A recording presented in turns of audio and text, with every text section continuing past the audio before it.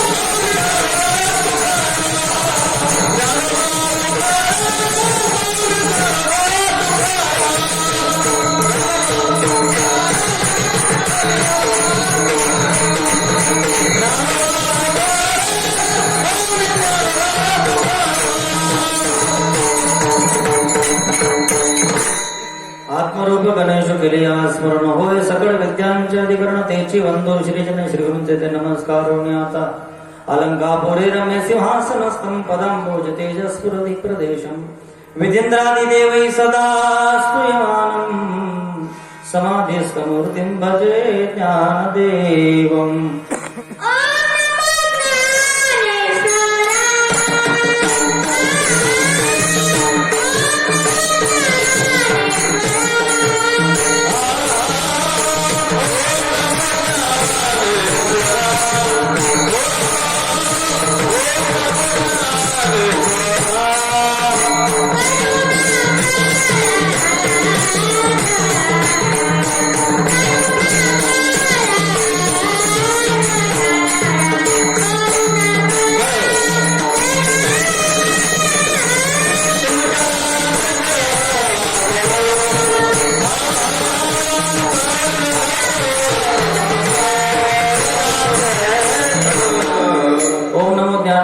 करुणाकरा दयाळा तुमच्या अनुग्रह लादलो पावन झालो चराचरी अतुलित बलधामं महेव शैलावदेहं धनुजवनं पुरुषां ज्ञानिनामग्रगण्यं सकल गुण निधानं वानराणामधीशं रघुपति प्रिय भक्तं वातजातं नमामि आता बंधुरंगभूमिका कीर्तनी उभी होती लोका टाळ मृदुंग श्रोते देखा तया माझन दंडवत ऐसे नमन करुणे सकळा हरिकथा बोले व बडिया बोला अज्ञान म्हणून आपल्या बाळा चालवी सकळा नामा म्हणे चालवी सकळा नामा म्हणे सर्वांनी मांडीवर बसा सर्वांनी हात जोडा मांडी करून बसा हात जोडा दोन श्लोक माझ्या मागे सामुदायिक वंदन सामुदायिक स्तुती वसुदेव सुतं देवं सर्वांनी म्हणा ज्यांना ज्यांना ऐकू येतो की खूप कमी करा वसुदेव सुतं देवं माईक मध्ये नका म्हणा आतापर्यंत आम्ही म्हणत आलो तुम्ही ऐकत आले तर तुमचा आवाज जरा मोकळा आवाज येऊ द्या वसुदेव सुतं देवं गर्दी भरपूर आहे पण आवाज कमी आहे तुमचा जोरात आवाज येतो वसुदेव सुतं देवं थोडी कसर बाकी आहे मागचाच आवाज येत नाही. वसुदेव सुतं देवं कंसचाणूरमर्दनम् देवकी परमानन्दम् कृष्णं वन्दे जगद्गुरुम् कृष्णाय वासुदेवाय हरे परमात्मने प्रणतक्लेशनाशाय गोविन्दाय नमो नमः.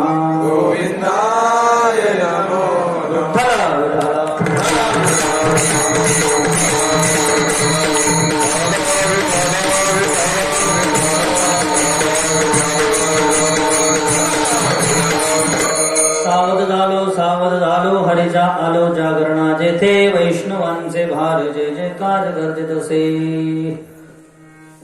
प्रस्तुत प्राप्त प्रसंगी प्राप्त स्तुती कीर्तनाच्या सेवेसाठी घेतलेला अभंग जगद्गुरु जगतवंदने जगमान्य विख्यात देहू निवासी ज्ञानेश्वरी तुकोबराय यांचा हा देवडीकरांचा जो कारणप्रत गाथा आहे त्या गाथ्यातील 3ऱ्या क्रमांकाचा अभंग.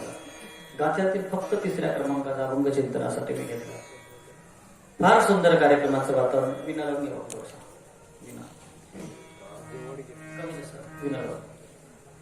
कार्यक्रमाचं वातावरण फार छान आहे.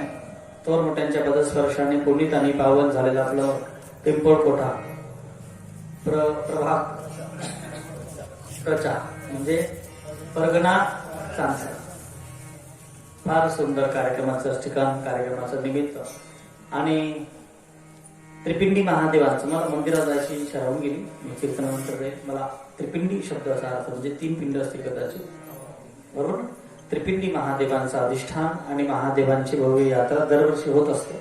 पण यावर्षी एक वेगळी परंपरा आदरणीय तरुण मंडळींनी, ग्रामस्थांनी आणि सर्वांमध्ये भगवान महादेवांच्या इच्छेने अनंत जन्माच्या ग्रामस्थांच्या पुण्य हे सगळं जे ऐका. वृक्षाचे पान हाले ज्याची सत्ता राहिली अहंता मग कोठे. आणि भगवान महादेवांच्या इच्छेनेच हा निर्णय झालेला आहे हे सगळ्यामध्ये. कारण भगवान महादेव कोण आहेत ऐका. भगवान महादेव हे पृथ्वीचे देव आहे. आपले सर्वांचे मालक कोण आहेत. जसा तालुक्याचा मालक असतो आमदार, जिल्ह्याचा मालक असतो खासदार, तसं वैकुंठाचा जो अधिपती आहे विष्णू कुठे राहतात वैकुंठात, ब्रह्माजी कुठे राहतात सत्यलोकावर, इंद्रचंद्र आदी देव कुठे राहतात स्वर्गामध्ये. मग या पृथ्वीवर कोण राहतं. मग या पृथ्वीचा मालक कोण महादेव. म्हणून त्यांना देवादिदेव महादेव. म्हणून भगवान महादेवांच्या इच्छेने हे सगळं होतात. फार सुंदर कार्यक्रमाचा संच आहे. म्हणून महादेवांच्या त्रिपिंडी महादेवांच्या यात्रेच्या निमित्ताने हा कीर्तनाचा कार्यक्रम तमाशा बंद करता. तसं देवाने 2 वर्षापासून सगळं बंद करून ठेवलं. तमाशा देवानेच बंद केला. अगोदर 2 वर्षापासून होतं ते. कोरोनामुळे 2 वर्षापासून यात्राच बंद होती. आणि भगवान महादेवांच्या इच्छेने त्यांची कृपा माझ्यावर आहे. कारण मी 2 शिव महापुराण कथा करतो आहे. भगवान महादेवांची अनुकंपा माझ्या वाटेला ही सेवा आमच्या राजेंद्र दादांनी संपर्क केला आणि आपल्या गावातील मंडळी ही श्रोते मंडळी त्यांनी मला वाटतं हनुमंती खेळायला कार्यक्रम ऐकला. फार सुंदर कार्यक्रमाचा संच आहे. कार्यक्रमाचं वातावरण आहे. पण थोडीशी दुःखद बातमी मला आल्याबरोबर तुमच्या राजूदांनी सांगितली की कैलासवासी विजय वसंत पाटील 1च महिना झाला. जगदंबा मातेच्या डेकोरेशनचं काम करायचे कार्यकर्ता होते. चांगले होतकरू होते, मार्कवी होते, परमार्थिक होते आणि अत्यंत म्हणजे 45 वयामध्ये त्यांना हार्ट अटॅक येऊन त्यांचं देहावसान झालं. या विषयावर चिंतन आपल्याला करणं सोपे आहे. या विषयावर चिंतन करणं आपल्याला फार महत्वाचं आहे. आया है सो जाएगा राजा रंग फकीर एक सिंहासन चढी चले एक बंधे जंजीर. म्हणून त्या दिवंगत जीवात्म्याला आपण महिना झाला करतो म्हणून आपण त्यांना श्रद्धांजली दिली पाहिजे. सज्जन माणसं जातात ना फार दुःख होतं. पण एक लक्षात ठेवा, भोगतो न गडे संचिता वाचो करावे ते मनी समाधान. तुमचा माझा मृत्यू प्रत्येकाचा ठरलेला आहे. आपल्या हातात जन्म आहे का मृत्यू. बोला पटकन. आपल्या हातात काय जन्म का मृत्यू. जन्म आपल्या हातात होता का. होता म्हणावं लागेल ना. जन्म झालेला आहे भूतकाळ सगळ्यांचा. तुमचा माझा जन्म आपला जन्म कोणाच्या पोटी व्हावा, कुठल्या जाती तालुक्यात जिल्ह्यात व्हावा आपल्या हातात होतं. म्हणून बरेच दारुड्यांची मुलं म्हणतात की आम्ही मुलं चांगली असतात पण बाप दारुडा असतो. तो म्हणतो मी काय पाप करेलच ना पोटी गेला. म्हणजे जन्म आपल्या हातात नसतो. ऐकताय ना, जन्म आपल्या हातात नसतो. बरं मृत्यू आपल्या हातात आहे का? मृत्यू ही आपल्या हातात नाही. कोई लाख करे चतुराई हो, कोई लाख करे चतुराई कर्म का लेख मिटे ना रे भाई.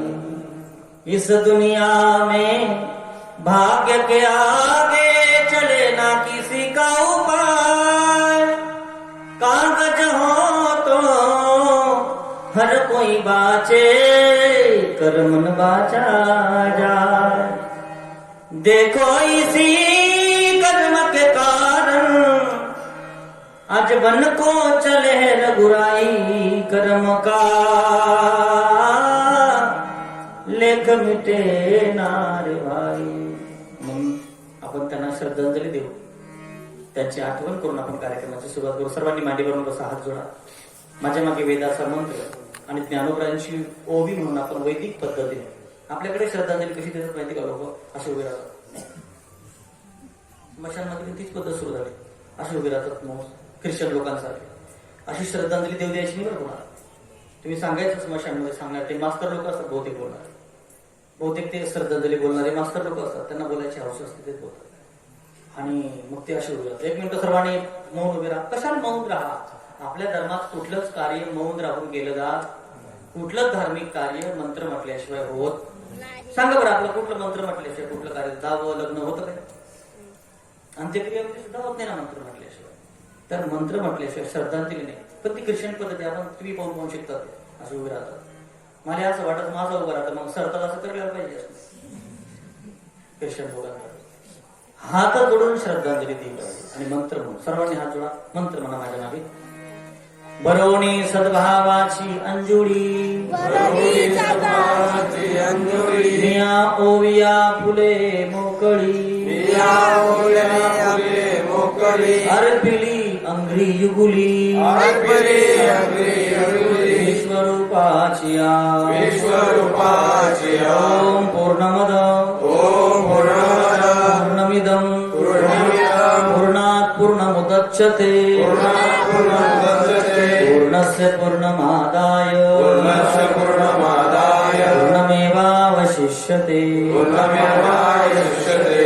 ओम शांती शांती शांती. विठ्ठल विठ्ठल.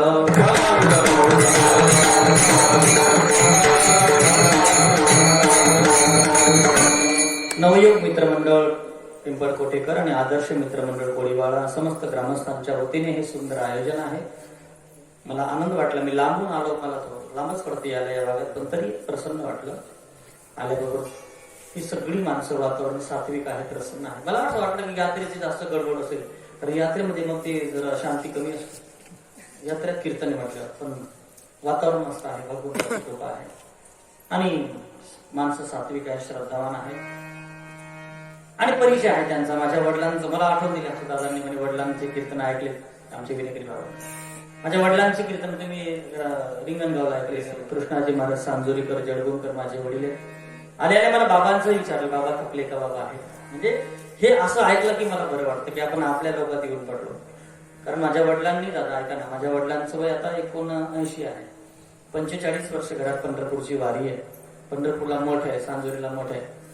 माझ्या वडिलांनी 25 वर्ष घोड्यावर वाऱ्या केल्या. अपंग असल्यामुळे घोड्यावर बसायचे बाबा, दिंडी घेऊन जायचे. माझ्या वडिलांची मिरासिका देवा तुझी चरण सेवा पांडुरंगा. अहो आपल्याकडे काही श्रीमंत नसतील. शहादा प्रकाशा भागामध्ये 200-200, 300-300 एकर जमिनीचे मालक गुजर लोक आपले तिकडे. मला वाटतं गहिरी गुजर आहे, रेवा गुजर, गहिरी गुजर. 200-300 एकर जमिनीचे मालक. त्यांना माझ्या वडिलांनी पंढरपूरला पायी नेलं. त्यांच्या घरात वडिलांचे फोटो आहेत. असा परमार्थ वसा वडिलांनी रोवला आणि त्याचाच परिपाक आज आमची 3री पिढी, तुमच्या गावात 3री पिढी आमची. माझा मुलगा आहे भानुदास आषाढी. दोन्ही भाऊ बहिणी कीर्तन करतात. जो पुढे उभा होता ना ते, ज्यांनी पंचपदी रूपावली म्हटली, रूपाची चाल, त्याचे 6-7 कीर्तन झाले. वय 6 आणि कीर्तन झाले 7. सहज कीर्तन करतो. युट्यूबला त्याचे कीर्तन आहे. आषाढी पण कीर्तन करते, दररोज कार्यक्रमाला आहेत सोबत. सकाळून शाळा सुरू झाली म्हणून संध्याकाळी कीर्तनाला असतं. अवघी दोन्ही कीर्तन करतात. माझ्या वडिलांनी केलेला परमार्थाचा वसा, माझ्या वडिलांची मिरासिगा देवा तुझी चरण सेवा पांडुरंगा, परमार्थाचा वसा आहे. आजोबाचे गुण आहेत, आजोबाचे गुण नातवांमध्ये उतरतात. विज्ञानिक गोष्ट मान्य करतं बरं. बऱ्याच ठिकाणी आजोबांचे बरेच गुण मुलामध्ये जे बापाचे गुण येत नाही त्या नातवामध्ये येतात. म्हणून बऱ्याच घरामध्ये बापाचं आणि पोराचं जमत नाही, पण म्हाताऱ्याचं नातूचं जमत. नवे नवे मुलगा नाही आवडत बऱ्याच लोकांना, पण नातू जास्त आवडत. बरोबर आहे ना? का बरं? कारण मुलगा मुद्दल आहे आणि नातू म्हणजे व्याज आहे. लोक जास्त काय आवडत. असा परिणाम आहे. सुंदर वातावरण आहे. कार्यक्रमाचा संत छान आहे. आदरणीय भेटणे मंडळ ऐका, उत्सव आहे महादेवांची यात्रा. कीर्तनाची शेवटी एखादी गौड म्हणते, तुमची इच्छा असेल, तुमचं प्रेम. फार सुंदर अभंग, फार सुंदर आहे. गाथ्यातील 3ऱ्या क्रमांकाचा अभंग. या अभंगातून महाराज ऐका ना, या अभंगातून महाराज इको कमी करा, वक्तृत्वाला एक राम बस. आता काय करतो गाथ्यातील देवडीकरांचा जो गाथा आहे त्याच्यातील 3ऱ्या क्रमांकाचा अभंग आहे. जर हा 3ऱ्या क्रमांकाचा अभंग आहे तर मग गाथ्यातील पहिला अभंग कुठला माहित असला पाहिजे ना. गाथ्यातील पहिला अभंग कुठला आहे सांगता येईल तुम्हाला? गाथ्यातला पहिला अभंग. बरं, हरिपाठाचा पहिला अभंग कोणता आहे? देवाची ये द्वारी उभा क्षणभर. ज्ञानेश्वरीची पहिली ओवी ओम नमोजी आद्या वेद प्रतिपाद्या जय जय स्वसंवेद्या आत्मरूपा. गीतेचा पहिला श्लोक हे पण माहिती असलं पाहिजे. काय अडचण नाही, श्लोक म्हणजे काय एवढे अवघड नसतात ते म्हणायला. 32 अक्षर असतात, 8 अक्षर म्हणायचे असतात. अनुष्टुप छंद, अनुष्टुप म्हणजे 8 श्लोक म्हणायचे, 8 शब्द म्हणायचे. गीतेतला पहिला श्लोक आहे धर्मक्षेत्रे कुरुक्षेत्रे समवेतायुत्सव मामका पांडवश्चैव किम कुर्वत संजय. हे प्राथमिक ज्ञान संप्रदायाचं असलं साहजिकाने आपल्या मुलांना सांगत राहिलं तर तुम्ही लक्षात ठेवा. तसं गाथ्यातला पहिला अभंग आहे समचरण दृष्टी विटेवरी साजिली तेथे माझी हरिवृत्ती राहो आणि कन लगे माईक पदार्थ तेथे माझे अर्थ नको देवा. प्राथमिक ज्ञान असणं महत्वाचं आहे. ऐका ना, फार सुंदर आहे. तसं गाथ्यातला 3ऱ्या क्रमांकाचा अभंग. कितव्या क्रमांकाचा अभंग आहे? पहिला आहे समचरण दृष्टी, दुसरा आहे नाही जरी तुझं मधुर उत्तर तिथला सुस्वर नाही दे, आणि 3रा अभंग मी चिंतनासाठी घेतलाय. अभंगाचा नंबर लक्षात ठेवा, म्हणजे तुमच्या घरात जर गाथा असेल तर तुम्हाला कधीही घरी जाऊन अभंग काढता येईल. म्हणून आकडा लक्षात ठेवा. काय लक्षात ठेवा? कारण लोकांना शब्द लक्षात राहत नाही, पण आकडे लोकांना आपल्या लक्षात ठेवायची चांगली सवय म्हणून सांगतो. किती क्रमांकाचा अभंग आहे? 3रा. या अभंगातून महाराज जीवनातला स्वतःचा अनुभव सांगतात. महाराज म्हटले, मी जीवनामध्ये सावध झालो, मी जीवनामध्ये जागृत झालो. जागृती आल्याशिवाय दैवत सापडत. जागृती आल्यानंतर तपश्चर्या सुरू होते. आणि मग काय होतं? तपे विन दैवत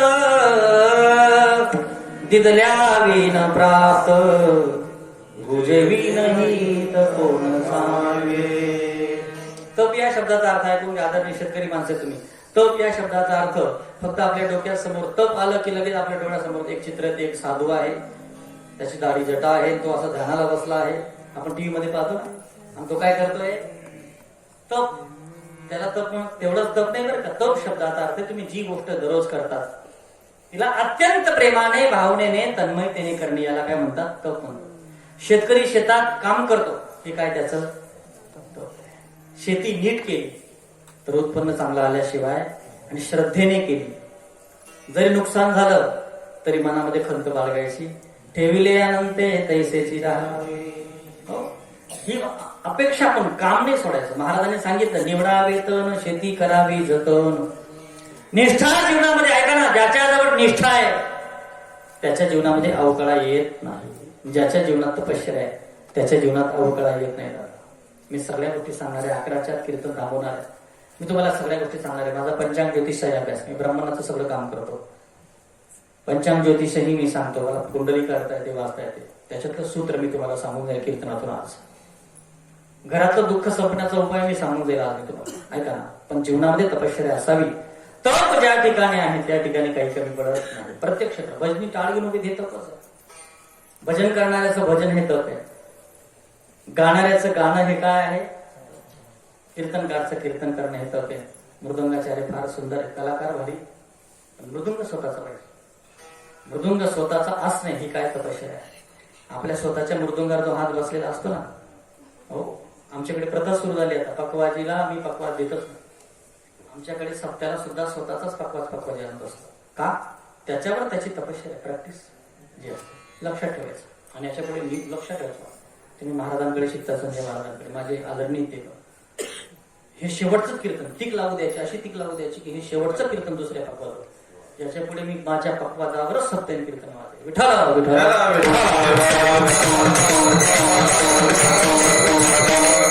सिंगल कार्यक्रमाला आमची टीमच असते. वाजवणारे महाराजांचे सिरजी फार सुंदर, माझे विद्यार्थी, आमची टीमच असते सोबत सिंगल कार्यक्रमाला. कारण अडचण येते याच्यात, सप्त्याचं काही नाही.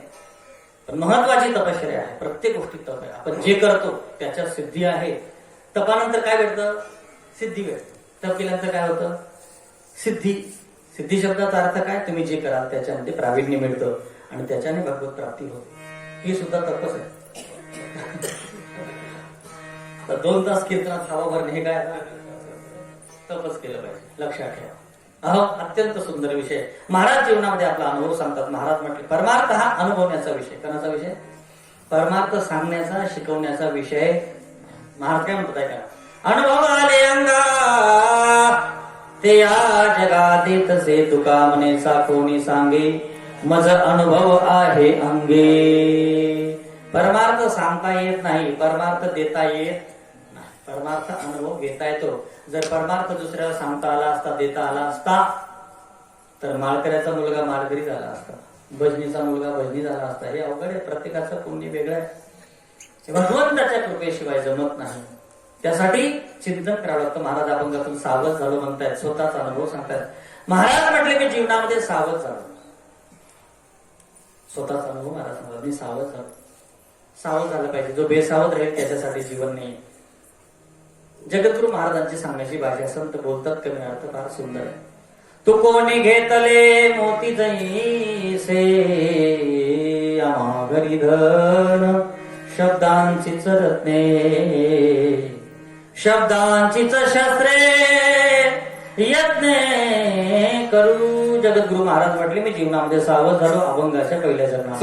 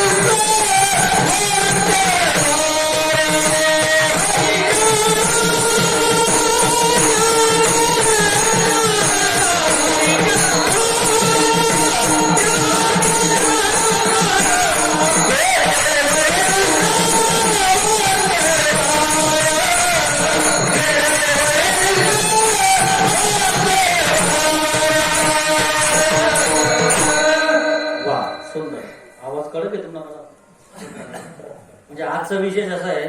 आपल्याला माझ्या माहिती पडलं की जेव्हा कीर्तन होतं रिंगणगावची वैजनी मंडळ पण येते, बरोबर ना? तिकडची पण येतात, इकडची, असं मिक्स मध्ये युतीमध्ये कार्यक्रम असतो. पण आज ना कार्यक्रम स्वतंत्र पक्षावर स्वबळावर कार्यक्रम असतो. आज तिकडची मंडळीने आपली गावाची वैजनी मंडळ फार सुंदर. सावध झालो सावध झालो हरिचालो जागरण. अभंगाच्या प्रथम चरणामध्ये आपण प्रवेश केलाय. अभंगाच्या प्रथम चरणाचं एक चिंतन असं आहे. जगद्गुरु तुकाराम महाराज सावध झालो 2दा बोलताय. या अभंगात पहिल्या चरणात सावध झालो शब्दाचा प्रयोग किती वेळेस आहे? 2दा. एक शब्दाचा प्रयोग 2दा करणं हे चांगलं आहे का? याला विरुक्ती दोष म्हणतात, याला अतिबोलणे. कोणता दोष म्हणतात त्याला? शास्त्रामध्ये विरुक्ती. एक शब्द 2दा बोलायची काय करायचं? 2दा बोलणं चुकीचं आहे. त्याचा अर्थ काहीच नाही. 2दा सांगितलं काय आणि 1दा सांगितलं काय फरक आहे का? उलट बोलणारा चुकीत जास्त बोलतो ना, शब्दाची उधळपट्टी. आपण 1दा सांगितलं काय, एकदा सांगितलं काय? रामभाऊ जेवण झालं? हो झालं. काय खाल्लं? खिचडी. एकदा सांगत तरी खिचडी, 2दा सांगत तरी 2दा बोलायची काय करायचं? मग तुकाराम महाराज सावध झालो 2दा का बोलतात? एकदा बोलायला पाहिजे होतं ना, सावध झालो बस. पण 2दा का बोलतायत महाराज? वास्तविक संतांची बोलण्याची भाषा संत कमी बोलतात, हिताचं बोलतात. सहज बोलणे हितोपदेश करुणी सायास शिकवी. थोडं बोलतात, हिताचं बोलतात. तुम्ही आपण बोलतो जास्त, आपल्यामध्ये संतांच्या बोलण्यात हाच मोठा फरक आहे बरं. संत बोलतात कमी, अर्थ जास्त. तुम्ही आपण बोलतो जास्त. अनंत वाचाळ त्या कैसा दयाळ पावे हरी.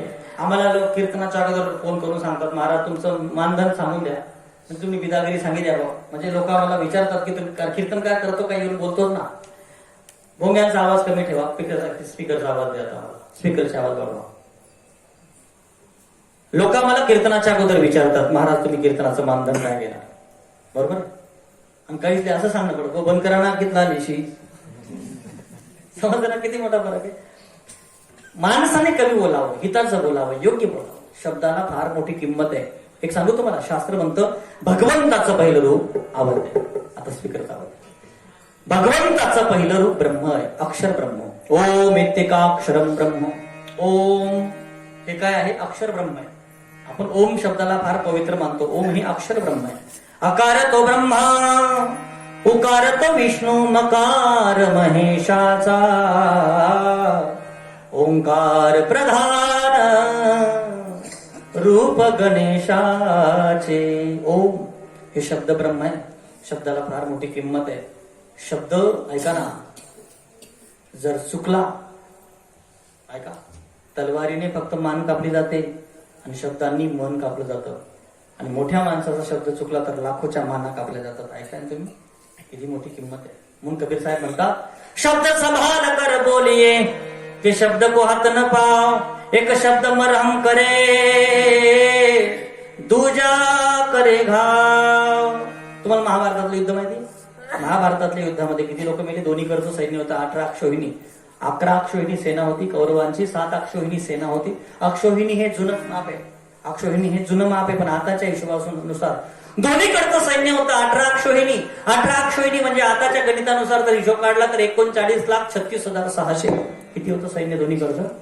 39,36,600 माणसं. पण त्याच्यापैकी फक्त 10च माणसं उरली. किती माणसं मेली मग? 39,36,590 माणसं मेली. का मेली? का घडलं महाभारती युद्ध? एकच महाभारती युद्ध का घडलं? एकाच शब्दामुळे. एकच शब्द चुकला द्रौपदीचा. त्या मय भवनामध्ये दुर्योधन पडला, जमीन समजून चालायला लागला. म्हणजे मय दानवाने बांधलं होतं भवन, ते वास्तुशास्त्राचे विपरीत होतं. वास्तुशास्त्र म्हणजे काय? वास्तुशास्त्र हे घराचं शास्त्र असतं. त्या शास्त्रानुसार जर घर बांधलं तर घरमालकाला काही कमी पडत. वास्तुशास्त्र चुकलं तर दवाखाना, त्या घरात आल्यापासून दुःख सुरू होतं. वास्तुशास्त्र म्हणजे ईशान्येला देवघर पाहिजे, आग्नेयेला स्वयंपाकघर पाहिजे, नैऋत्येला त्या ठिकाणी खड्डा असावा, नैऋत्येला त्या ठिकाणी उंच जागा असावी, निवास असावा, वायव्येला हॉल पाहिजे. अनेक गोष्टी, त्याच्यातल्या बारीक बारीक गोष्टी आहेत. वास्तुशास्त्राचा विपरीत घर होतं. जिथे पाणी पाहिजे तिथे जमीन असायची, आणि जिथे जमीन दिसायची तिथे पाणी असायची. जिथे भिंत दिसायची तिथे दरवाजा असायचा, आणि जिथे दरवाजा असायचा तिथे भिंत दिसायची. आणि जमीन समजून चालायला लागला. दुर्योधन पडला पाण्यामध्ये. वरून द्रौपदी हसली, अंधे की संतान अंधी होती है. आणि त्याचा सूड म्हणून दुर्योधन म्हटला, अंधे की संतान कैसी होती है पता चलेगा तुझे. काय झालं? एवढी माणसं मेली. कुणामुळे? द्रौपदीच्या एका शब्दामुळे महाभारत घडलं, एका शब्दामुळे रामायण घडलं. शब्दाला फार मोठी किंमत आहे. ऐका ना माय, शब्दाला सांभाळून बोला. वास्तू ज्योतिष पंचांग सांगतं की ज्या घरातली गृहिणी गोड बोलणारी असते त्या घरात पैसा कमी पडत. गोड बोलणाऱ्यांजवळच पैसा आहे. ऐकताय ना? व्यापारी लोकांकडे कसा काय पैसा आहे? त्यांच्याकडे काय असतं बरं? खरं सांगा. काहीच नसतं. या ना दादा, बसा ना दादा. गोड तोंडामध्ये साखर, सर्वांगी साखर अवघी गोड. म्हणून कबीर साहेब सांगतात, शब्द संभाल कर बोलिये कि शब्द को हाथ न पाव, एक शब्द मरहम करे दूजा करे गाव. शब्द सांभाळून बोला. कसं बोलावं? ज्ञानोबा म्हणतात, साच आणि मवाड मी तुले आणि रसाळ, शब्द जैसे कल्लोळ अमृताचे. संत कमी बोलतात, हिताचं बोलतात, योग्य बोलतात. माणसाने कमी बोलावं. रामायण महाभारत जाऊ द्या, आपल्या घरातलं महाभारत सुद्धा कशामुळे होतं? या मायांच्या बोलण्यामुळे. या बाया बोलताना विचारच करत नाही, आणि तुमले अक्कलच नाही, तुमले डोकं नाही. हो माय, सांभाळून बोला. शब्द संभाळ कर बोल. बऱ्याच घरामध्ये बाया, माणूस जेवायला बसला की त्यांचं कटकट चालू होतं. तुमले अक्कल नाही, तुमले डोकं नाही, त्यानं कर्ज घेतलं विचारलं, त्याने व्याज कोण फिटी. हो माय, तो फेडी ना, त्याला जीव देणं पाहिजे. पण जेवायला बसल्याबरोबर यांचं कटकट चालू होऊन जातं. बोलता बोलता माया बोलून अक्षरशः काही माणसं संतापामध्ये ना ताटावरून उठून जातात. काही जास्त संतापी राहतात त्यातले फुल ढकली निघतात. काही एखादा संतापी असतो गाया दिसत निघतात. एखादा असं संतापी असतो कुमचाडी कामचाडी करणं बाहेर निघतात. मग त्यांना समजा कोणावर गाडी मावली त्या पोरीचे कुमचाळ कामचाळ बांधावं पोटावर. मग त्या पोरी रडायला लागत त्या पोरीची वरती विभाग गुचपासून भेटायचा बैलला पोटना गिरायला पोरले पोरे पोटना पुरायला बैलना पोटना मंदिराने कळतं ना तुम्हाला. जिथे शब्द नीट नसेल तिथे काहीच नाही. शब्द सांभाळून बोला, शब्द योग्य वापरा. शब्दाला फार मोठी किंमत आहे बरं का. माय महिला माता निष्पाप असतात, बायांच्या मनात पाप नसतं. त्या बोलतात, कारण तुम्हाला सांगू माणसांपेक्षा बाया जास्त बोलतात बरोबर ना. कारण त्या मावल्या बोलक्या असतात. दोन बाया एसटीमध्ये शेजारी शेजारी बसल्या आणि जळगाव धुळेपर्यंत जायपर्यंत एकमेकाशी बोलल्याच नाही असं कधी होईल.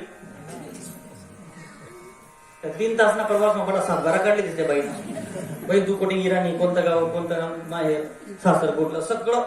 बाया 2 तास एकत्र बसतात, बोलतात पण बोलण्यामध्ये सार कमी असतं. सार असं योग्य बोलावं, हिताचं बोलावं, महत्वाचं बोलावं. संत कमी बोलतात, हिताचं बोलतात. ऐका ना माय, खरं बोलावं, गोड बोलावं. सत्यम बुरियात प्रियम बुरियात न बुरियात सत्यम प्रियम. काही गोष्टी खऱ्या असल्या पाहिजे. खरंही बोलावं आणि गोडही बोलावं. एक म्हणे महाराज तसं नाही राहत. खरं बोलते सख्खी मायबी रागी लागत. अरे नाही ना, शब्द नीट बोलणं. काही शब्द खरे असतात पण गोड नसतात. एसटी मध्ये बसला तुम्ही, 2 जणांची जागा आहे, एक बाई शेजारी बसली. तुम्ही त्या बाईला सांगितलं मावशी सरका बरं जागा द्या. मावशी शब्द किती गोड आहे बरोबर ना. मावशी शब्द खरा पण गोड पण. आईच्या वयाच्या बाईला मावशी म्हणायला हरकत नाही. भोंग्याचा आवाज कमी करा. मावशी सरका बरं जागा द्या किती गोड शब्द आहे. आणि मावशीच्या ऐवजी दुसरा शब्द वापरला तर मावशी म्हणजे आईची कोण बहीण आणि बापनी कोण. असं बोलत चाली का. बापनी साली सरक जागा दे भेटेल का जागा. शब्द सांभाळून बोला, हिताचं बोला, योग्य बोला. संत कमी बोलतात. महाराज तुम्ही सांगतात संत कमी बोलतात, योग्य बोलतात, जगाचा उद्धार होण्यासारखं बोलतात. पण इथे महाराज कमी बोलताना दिसत नाही ना. अभंगाच्या प्रथम चरणामध्ये महाराज सावध झालो, एक शब्द 2दा का बोलतायत. तुम्ही सांगतायत संत कमी बोलतायत पण इथे जास्त का बोलतायत. शब्द ऐका ना, संतांची भाषाच अशी असते. शब्दामध्ये अर्थ मोठा असतो. बिंब पै बचकेची एवढे परिप्रकाशासी त्रिभुवन थोकडे. ज्ञानोबा म्हणतात शब्दांची व्याप्ती येणे पाडे अनुभवावी. शब्द लहान असतात, अर्थ महान असतो. तुम्ही गाथ्यातले काही अभंग आहेत, अनेक संतांची कुट प्रकरणातले अभंग आहेत, इतका अर्थ त्याच्यात समावलेला आहे. मुंगी उडाली आकाशी तिने इकडे येले सूर्याशी थोर नवलाव झाला वांजे पुत्र प्रसवला. मुंगी व्याली शिंगी झाली तिचे दूध किती 17 रांजण भरून गेले व्याले 12 हाती. मग याचा अर्थ काय. याच्यात अनेक गूढ अर्थ अध्यात्म कूट प्रकरणातले अनेक अभंग आहेत. एखादा माणूस मराठीमध्ये डबल झाला असेल ना, डबल त्यालाही तुकोबऱ्यांच्या साध्या अभंगाचा अर्थ सापडणार. तुकोबऱ्यांचा एक अभंग आहे. 2 बहिणी सवती झाल्या गुरु भावाच्या मिळाल्या. 2 बहिणी तिसरी लेक तिघींचा भरतारे एक. तिघीने मनसुबा केला पुरुष गर्भी ठेविला. तुका म्हणे ऐशा नारी जन्म घ्यावे त्यांचे उदरी. समजलं का. बोलतं सोपं आहे ना. 2 बहिणी सवती झाल्या. महिला मंडळ तुम्ही ध्यान मला लवकरी लागेल. 2 बहिणी सवती झाल्या. काय वरचा पाटा आणि खालचा पाटा. 2 बहिणी सवती झाल्या. काय बोलत जाणं मला बोलकी माणसं करावं. वरचा पाटा आणि खालचा पाटा. काय घट्या जात. 2 बहिणी तिसरी लेक. वरच्या पाट्याला लाकडाची आडवी लावली असायची बघा, अशी आडवी लावलेली. काय म्हणायची तिला या बायासले माहिती का माहिती काय. माकडी माखणी माखणी ना. माखणी का माकडी. मराठी शब्द माखणी आहे. 2 बहिणी तिसरी लेक म्हणजे माखणी. तिघींचा भरतार एक म्हणजे खोटा. लक्षात द्यायला लागला आता तुम्हाला. कितलं सोपं आहे. पण तुकोबऱ्यांना हा अभंग खर्च करून तुकाराम महाराज जातं सांगतात. एक अभंग जात्यावर खर्च करतात. नाही कोणतं जातं सांगतात ते महत्वाचं. रूपक येतात याला रूपक अलंकार म्हणतात.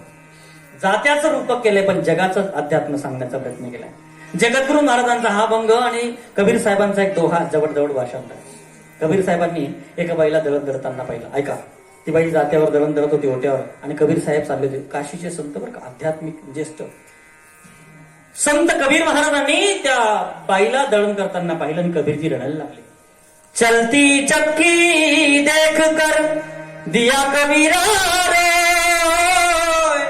दो पाटन के बीच में साबुत बचा नहीं को कबीरा, साबुत बचा नाही को. कबीरजी रडायला लागले. कबीरजी रडत असताना त्यांचा मुलगा संत कमाल त्यांच्या मागून आला. तो पण उच्च कोटीचा संत होता. कबीरजींना संत कमाल म्हणतो, पिताजी आप क्यों रोते हो? अरे बेटा देखो ना औरत चक्की घुमा रही है. मेरी इसमें रोने की क्या बात है, वो तो हर दिन चक्की घुमाती है. अगर वो चक्की नहीं घुमाएंगी तो उसके परिवार का आटा कैसे बनेगा पेट के लिए? बोले नहीं बेटा, जैसे औरत चक्की घुमाती है वैसे दुनिया की चक्की आदि शक्ती आदि माया घुमाती है. कोणतं जातं? जगरूपी जातं. या जगरूपी जात्याचे सुद्धा दोन पाठ आहेत, रात्र आणि दिवस. अविद्या म्हणजे माखणी, खुंटा म्हणजे भगवान, दाण्या म्हणजे तुम्ही आपण जीव वैरण, आणि या चक्कीला चालवणारी आदि शक्ती आदि माया, आणि खुंटा म्हणजे भगवान. देवाच्या आधारावर ही माया जगाला फिरवते आहे, चालवते आहे. देखो ना बेटा, अनाज के दाणे आते हैं कील के पास लेकिन दूर हो जाते हैं. जीवाचा जन्म झाला देवापासून. प्रत्येक जीव जन्माला देवापासून. तुका म्हणे कैसी की कोठे जीव निराळा. तुमचा माझा जन्म झाला देवापासून, पण 84 लक्ष योनीमध्ये फिरता फिरता मानव देह भेटला, पण तरी त्याला किंमत समजली नाही, आणि खुंट्यापासून आला पण खुंट्यापासून दूर झाला, आणि पाट्यामध्ये सापडून पीठ होऊन निघून गेला. या जगाचं असं चाललंय, देवापासून जीव दूर होत आहेत. म्हणून बुडत आहे जग न देखवे डोळा, येतो कडवडा म्हणून या रडायला लागले कबीरजी. कबीरजींना संत कमाल म्हणतो, ऐका पिताजी, जरा गौर से देखिए इसे, सभी अनाज के दानों का आटा नहीं हो रहा. बोल फिर, चलती है तो चलने दो, आप काहे करो, किल पकड़ कर जो बैठे तो बालन बाका हो कबीरा, बालन बाका हो. ऐकताय ना?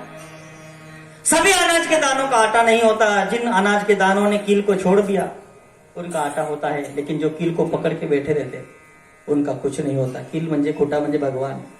ज्यांनी खुंटा सोडला ते पाट्या सापडल्याशिवाय, आणि ज्यांनी खुटा सोडला नाही त्यांचं काही होत. ऐकताय ना? पिंपरकोटेकर, आपण खुटा माहित का पाटा मा ऐकून ना सांगितलं. गेला 2 वर्षाचा काळ कोरोनामध्ये गण गेले. आपण जिवंत आहोत हे भगवंताला आभार माना, धन्यवाद करा. आपण आहोत अजूनही, आपल्याकडे वेळ अजून आहे.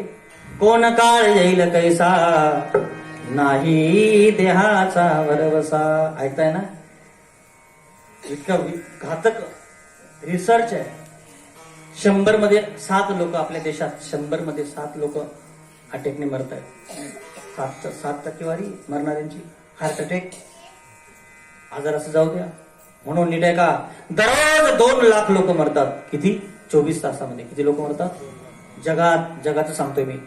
जगात 24 तासामध्ये किती लोक मरतायत? 2 लाख. सकाळी उठल्या उठल्या 2 गोष्टींची आठवण ठेवा. दुई बात नको याद रख जो चाहे निज कल्याण, नारायण एक मौत को दुजे श्री भगवान. सकाळी उठल्याबरोबर, झोपेतून उठल्याबरोबर उठून बसायचं. एकदम उठून धावायला नाही लागायचं. पहाटे पहाटे अटॅक जास्त येतात, रक्ताभिसरण व्यवस्थित झालेलं नसतं. झोपेतून उठल्याबरोबर उठून बसायचं.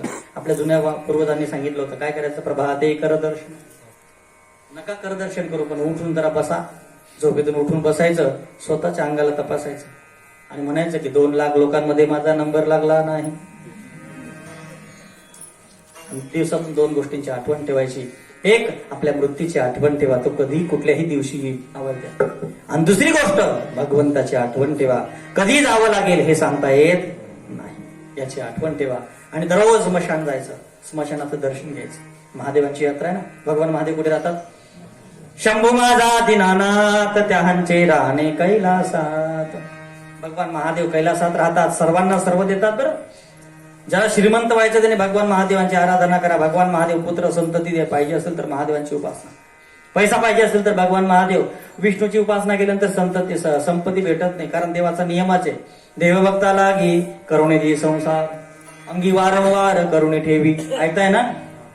भाग्य द्यावे तरी अंगीवर येता ठा, म्हणून करंटा करून ठेवी. म्हणून हरिभक्त परायण भजनी गरीब असतात, महादेवाचे भक्त श्रीमंत असतात. ऐकताय ना तुम्ही? महादेवांची उपासना करा, महादेव सर्व देतात, पण दररोज महादेवांचं दर्शन करायला जायचं कैलासामध्ये. तिथे सर्वांना जायचंय.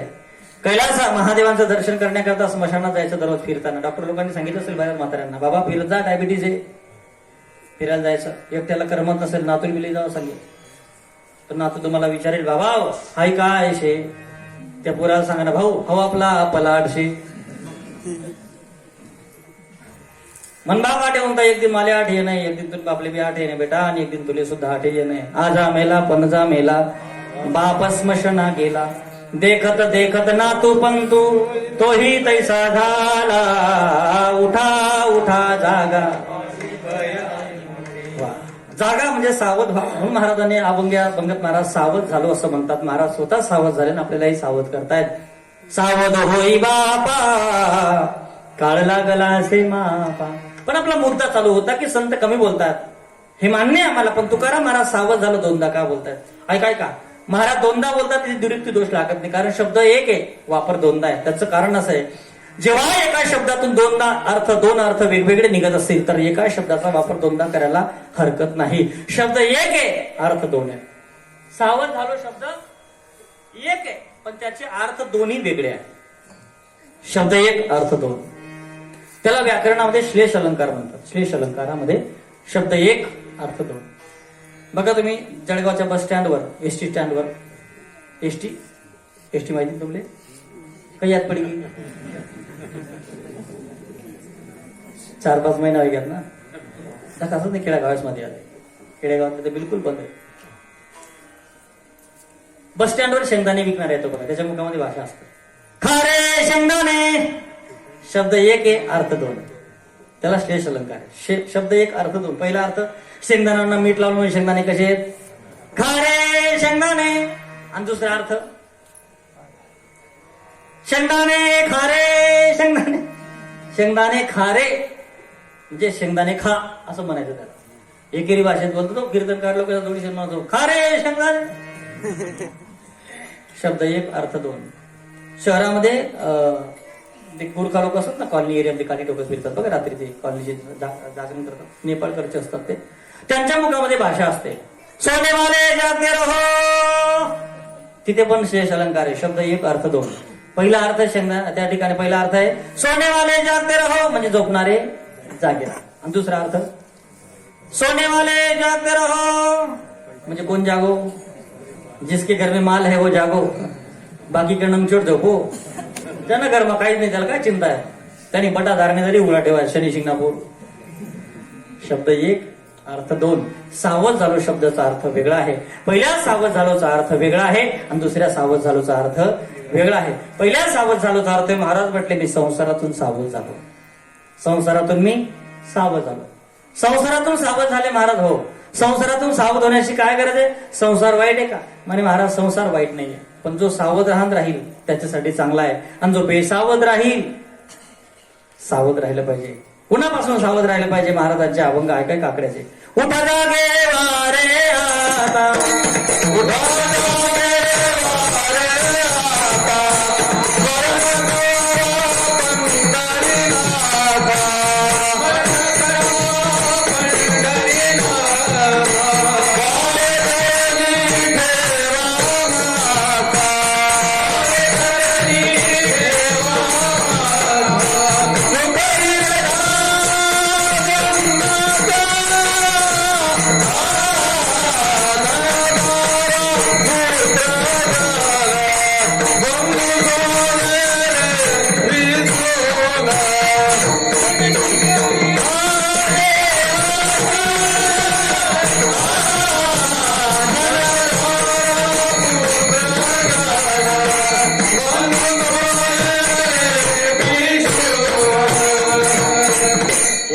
जागे वारे आता, स्मरण करा पंढरीनाथा. कशापासून सावध राहा? धनदारा पुत्रजन बंधू सोय रे. 6 लोकांपासून सावध राहायचं. धनापासून सावध राहा. या धनाचा न धरी विश्वास, जैसी तरुवर छाया. कोणाही कुठंच राहू द्या फक्त बस. अदृष्ट झाली या उदासू, पालटे श्रीमंताचा विलासू. का पौर्णिमे पाठी चंद्रांशो पालटे जैसा. ऐका ना, ज्याच्याकडे धन आहे आज आहे ते उद्या पुढच्या पिढीकडे राहिले सांगता येत. अनेक धनवान गेले दादा या कोरोनामध्ये. कितीतरी पगार असणारे माणसं गेले, 1.5 लाख 2-2 लाख पगार असणारे माणसं गेले. पैसा कामात आला. डॉक्टरांना सांगा, डॉक्टर साहेब पैशाची काळजी करू नका पण माणूस वाचवा. नाही वाचला माणूस. या धनाचा नदरी विश्वास. माझी गुरुजी फार सुंदर दृष्टांत सांगायचे. 3 भाऊ शेतात नांगर हाकत होते. नांगर हाकत असताना दुपारची 12 वाजेची वेळ नांगर रुतला. पाहिलं आजूबाजूला खोदून पाहिलं तर धनाचा हांडा सापडला. हांडा सापडल्यावर नांगर करतील का ते आता? नांगर बंद केलं, हांडा घेतला, झाडाखाली बसले. भाऊ 3 हांडा 1. विचार करतात करायचं काय. म्हणे लहान भावाला सांगितलं, म्हणे तू घरी जा, बाया भाकरी घेऊन येतात बरं का, बायांचं काय सांगता येत नाही. तू एक काम कर, आज तू लवकर जा, त्यांना डबा आणू देऊ नको, भाकरी तू जा, बायांना राहू दे घरी, तूच भाकरी घेऊन ये. आपण नियोजन करू संध्याकाळी हांडा कसा घेऊन जायचा.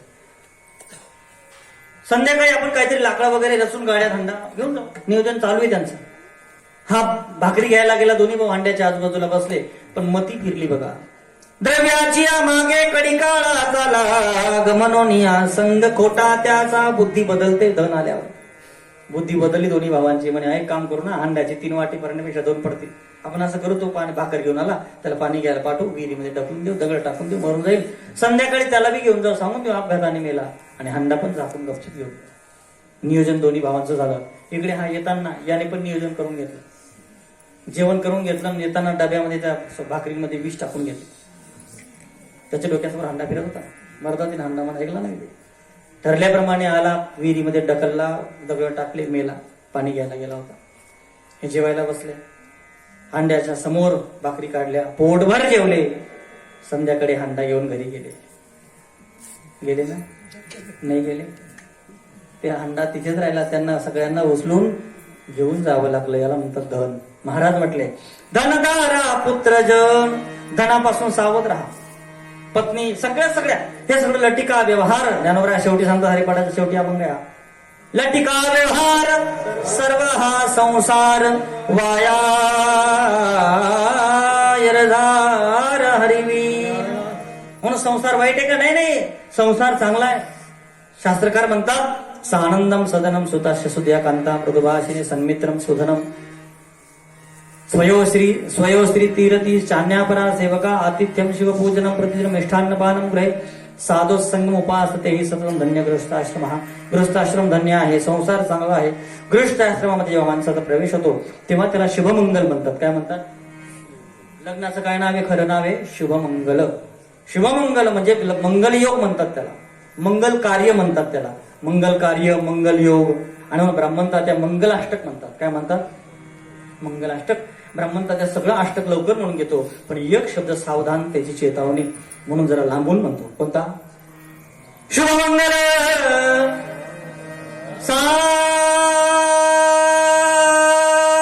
सावधान. तेवढा शब्द सावधान शब्द 4 अक्षर बोलतात काहून म्हणतो ब्राह्मणता. का बरं? नवरदेव सावधान झाला, पण एकही नवरदेव सावधान. ब्राह्मणता त्या अक्षरशः शेवटच्या मंगलाष्टकला वरती हात करतो.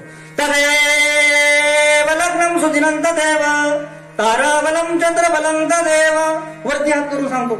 वरती हात करून म्हणणे याचा अर्थ वरती हात करून सांगण्याचा अर्थ आहे शेवटचं सांगणं, बाबा रे सावध हो, आता तरी सावध हो. एकही नवरदेव सावधान होत नाही. उलट एका नवरदेवाने विचारलं, म्हणे तात्या तुम्ही असं वरती हात का करा? म्हणे वेगळा मोठा जागर तुला अंगावर पडावशे सावधान. तो म्हणे पडेकाना पण टाका माया. एकही नवरदेव अजून सावधान झाला. एकच नवरदेव सावधान झाला जो लग्न मंडपातून पळून गेला. कोण?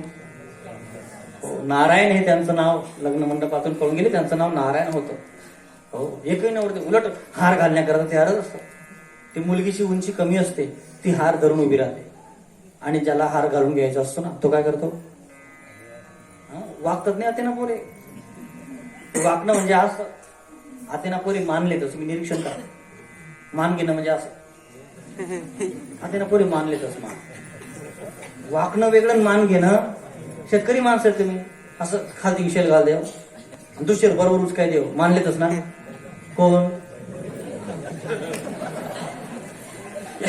याला म्हणतात मान घेणं. मान घेणं वेगळं, वाकणं. हो, आणि आपल्याकडे तरी ही पद्धत आहे. त्या मानलीसन काहीतरी ऍडजस्ट करीसन हार घाललेच, पण शहरामध्ये नवीन पद्धत निघाली आता. मी लग्नाला गेलो होतो धुळ्यामध्ये बापू, वेगळी पद्धत निघाली. ते मुलीचा हात पुरत नव्हता, तिची उंची जास्तच कमी होती, ती हात उभी राहिली. बराच वेळ झाला, नवरदेव वाकत बी नाही, मान बी लेत नाही. मग ते नवरीवाला पोर आहे, त्या कंडोला राहतात, नवरी ना कंडोला, त्या फार हुशार. त्यांनी काय केलं माहिती का, नवरीला असं उचलून घेतलं आणि ती उचली सांग, टाक बहीण टाक पाया. पण नवरदेवाला बी हुशार पोरे, त्याला धर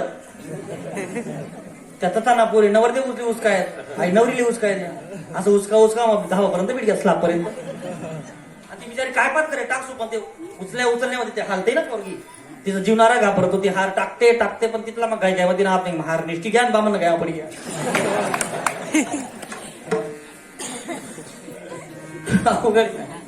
विनोद भाऊ तुला ठेवा, सावधान नाही झाला कोणी, सावधान झालं पाहिजे. महाराज संसारामध्ये सावध होण्याचा इशारा देतात. कुठल्या गोष्टीपासून सावध झालं पाहिजे? आपण संसारामध्ये ज्यांच्यावर प्रेम करतो ते म्हातारपणे आपल्यावर प्रेम करत. संसारातलं प्रेम कसं आहे ऐका ना.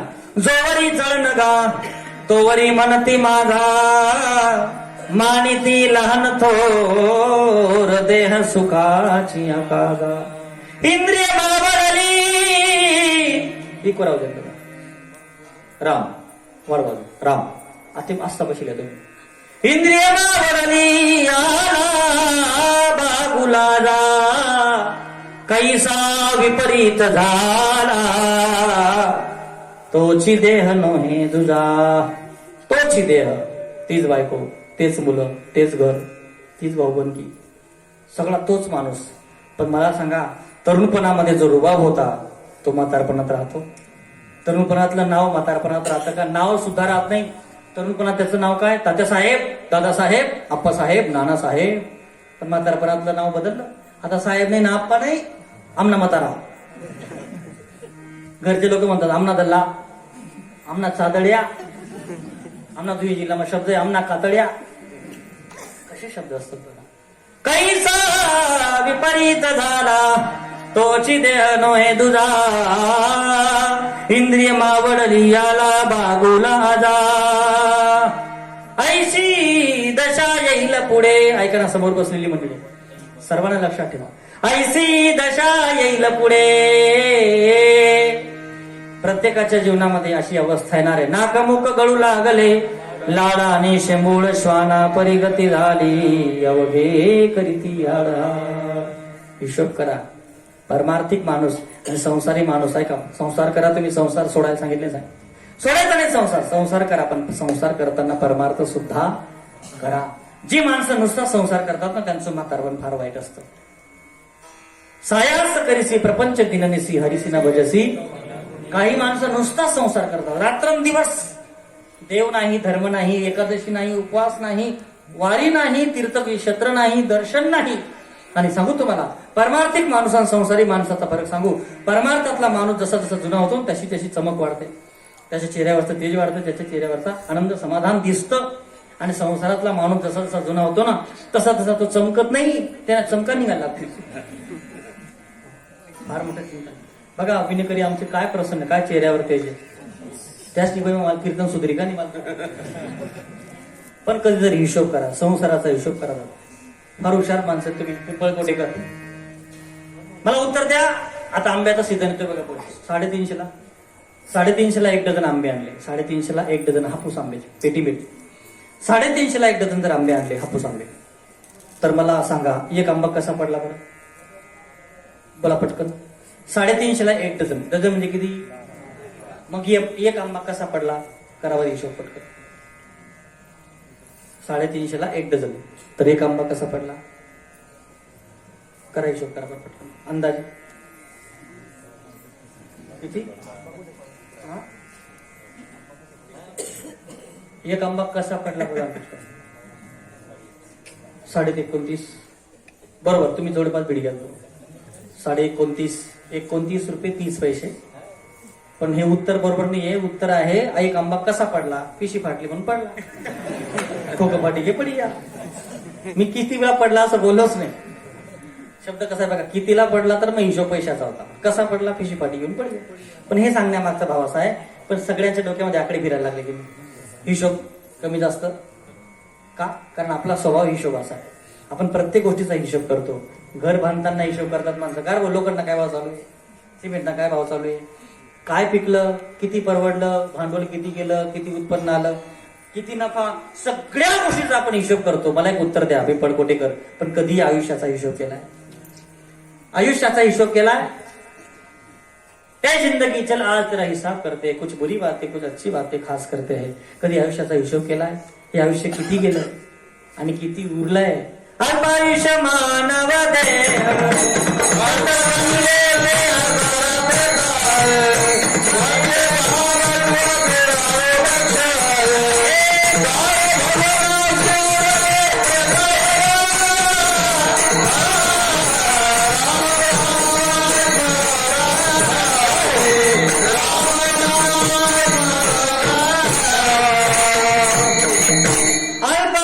मानव देह.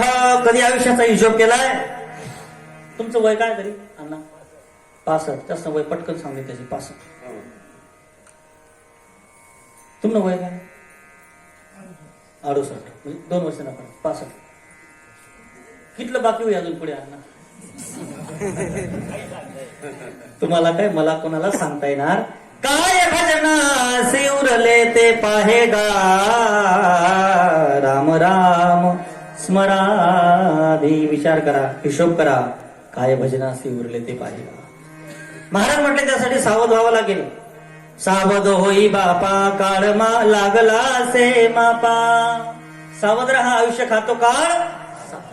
सावधान राहिलं पाहिजे. कुणापासून? आपण ज्यांच्यावर प्रेम करतो ते आपल्यावर म्हातारपणी प्रेम करत नाही. तोच माणूस, ऐका ना, बदल होतो जातो. माणसाच्या जीवनामध्ये शेवट पश्चाताप आहे. संसारी माणसाने किती खटाटोप केली, जीवन परिस्थिती बदलल्याशिवाय राहा. कोणी कोणाचं नाही दादा, नाही कोणाचे कोणी, तुझ्या नव्हे कोणी. अंतिदासी एकले प्राण्या, माझे माझे म्हणूनी. बहीण कुणाची, भाव कुणाचा, कोण कुणाचे सगळे सोय रे. मेल्या मागे सर्व राहिले, तुटतील धागे दोरे. बहीण सुद्धा कुठपर्यंत आहे? महाराज म्हणतात, जवळ झाले मोठा धंदा, तो बहीण म्हणे दादा. जोपर्यंत भाऊ घेणं देणं करतो तोपर्यंत बहीणला भाऊ चांगला लागतो.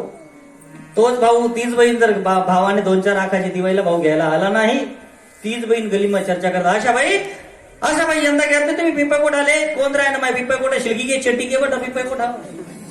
तीच बहीण. बघा अशी परिस्थिती निर्माण होते. कोणी कोणाचं नाहीये. जवळ चाले मोठा धंदा, तो बहीण म्हणे दादा. माझ्या वडिलांचं वाक्य आहे, घरमा दाना ते नवरा मना, पुढे ना तुमले माहीत शे ना. कोणी कोणाचं नाहीये. एकच सांगायचं, लतिका व्यवहार. महाराज म्हटले संसारामध्ये संसारी माणसाचं जीवन कसं सांगू तुम्हाला. संसारी माणसाचं जीवन म्हणजे कढीपत्ता. कसं? कढीपत्ता माहिती तुम्ही? कढीपत्ता जेव्हा झाडावर असतो ना, काय त्याचा सुगंध, काय त्याचा सुवास, काय त्याची कीर्ती, काय त्याचं नाव राहतं. कुणाचं? लांबून लोक ओळखून घेतात की ते कढीपत्त्याचं झाड असलं पाहिजे. आणि जेव्हा भाजीची तयारी सुरू होते, लग्नामध्ये भाजीची तयारी सुरू होते, सर्वजण कढीपत्त्याला सांगतात तुनाशिवाय शोभानेवर. कढीपत्त्याला आणतात आणि भाजीच्या वरती टाकला जातो. आणि कढीपत्त्याला असं वाटत की मनामुळेच आहे बठाव. पण जेव्हा भाजीला उकळ फुटल्यानंतर ती भाजी खालीवर व्हायला लागते. तो कढीपत्ता सुद्धा खालीवर होता. फार हाल सुरू होतात, चटके बसायला लागतात त्याला. कुणाला? अशा हाल सुरू होतात त्यांना. कढीपत्ताना बोगना चिटकी घ्या, काया पटपडी घ्या, बटा रस उतरी घेताना कोणा पटी चव चालली की त्यांनी. कोणी? काया पटपडी घ्या, आवराई घ्या, सुकाई घ्या. त्यांना मग काय चवच राहिली. कोणा मा बोलणारच ल्याको सुमार नाही तुम्हाला माते काय चव नाही राहिली. आय हा सगळी चव केली बिचाराची कढीपत्त्याची. आणि जेव्हा भाजी तयार झाली, सर्वात वरती कोण आला? प्लेटमध्ये वाढून गेल्यानंतर वाढलेल्या प्लेटमध्ये सर्वात वरती कोण आला? त्याला अजून बी भ्रम आहे की मनामुळेच आहे. आणि जेवणारा इथला बिलंदर त्याने पहिली उठली त्याला फेक देतो. दादा तुला काही काम नाही अवघे करीती हडहाड नाक मुख गडू लागले. दादा ही ऐशी दशा येईल पुढे. महाराज म्हटले संसारातल्या गोष्टी लक्षात आल्या म्हणून काय झालं? संसाराच्या नावे धर्म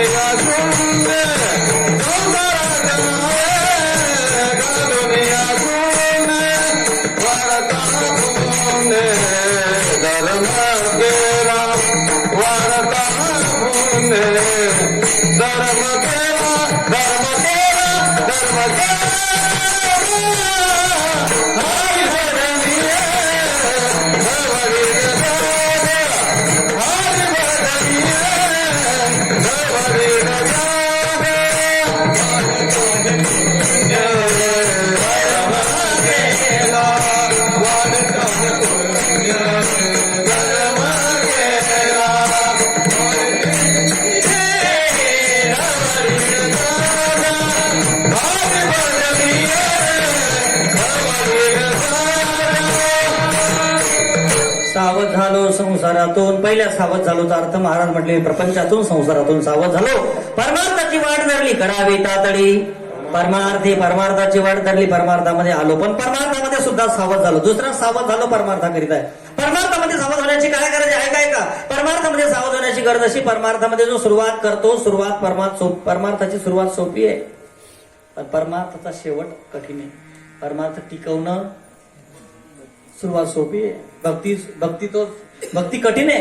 तुका म्हणे सोपी केली पायवाट.